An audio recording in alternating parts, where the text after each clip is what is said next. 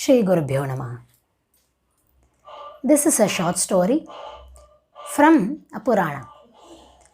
This story shows us the significance of knowledge, shows us the significance of hard work and Guru Seva. So let us see the story today. There was a person called Yavakrita. He was none other than Saint Bharadwaja's son. But he was bereft of knowledge in Vedas and Shastra. He didn't put in the effort, so he was lacking in knowledge. And then, on the other hand, there was a friend of Saint Bharadwaja Rishi, who was none other than Saint Rebhya.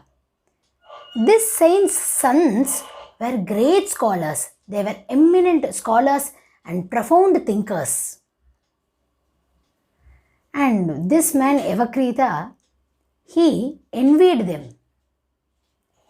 They gained lot of respect from people as they were great scholars, and he was very jealous of them. So what he thought? He thought that he should also become a great scholar. So to become a great scholar, we have to put in a lot of effort, we have to gain a lot of knowledge, and we should do the Guru Seva. We should go to a Guru, we should do the Seva to the Guru and then acquire knowledge. But he didn't want to do all of this. He wanted to become a scholar without putting hard work, without doing Guru Seva, etc. So he chose a wrong path. He went to the river bank of Ganga river. He sat there and started to do tapasya. After hectic tapasya, Lord Indra arrived there. He asks now, Lord Indra, what do you want? To which Yavakrita replies, I want to become a great scholar, but I don't want to do hard work, I don't want to put the effort, I don't want to do Guru Seva, the Vidyarthi Jivana, etc. But I want to become a scholar, says Yavakrita. And immediately Lord Indra laughs here. He says, you are asking for something which is impossible.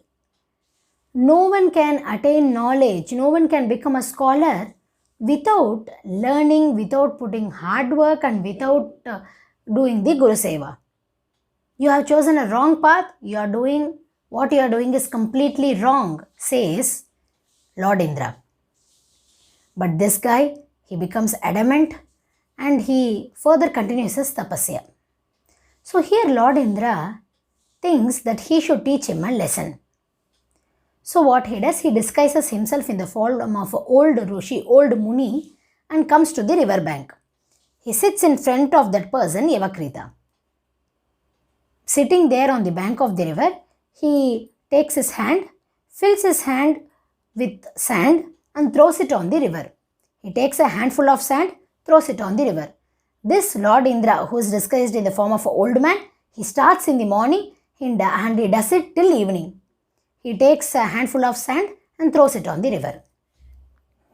Astonished by the act, here now this person asks, Oh old man, what are you doing? To which Lord Indra replies, I want to build a dam across the river. So in order to restrict the flow of water, I am filling it with sand, he says. He was taken aback. Yavakrita was taken aback. He says, even if you do this with your hand for the next 1,000 years, you won't be able to stop the flow of the river, he explains to the old man. And to which now the old man, who is none other than Lord Indra, replies, if someone can get professionalism, scholarly and intellectualism without learning, without putting hard work and doing Guru Seva, then why can't I do this? He says. And now, seeing himself as an example, this man Yavakrita, he realizes his mistake. He realizes that he had taken a wrong path. And then he realizes how important knowledge is to a man. And further, he goes on to pursue his learning. And this story very well shows us that how important knowledge is. It is the supreme thing. They say it is the supreme wealth actually. Vidyadhanam sarvadana pradhanam, they say. And how important hard work and Guru Seva is shown in this story which is in our mythology. Shri Krishna Arpanam.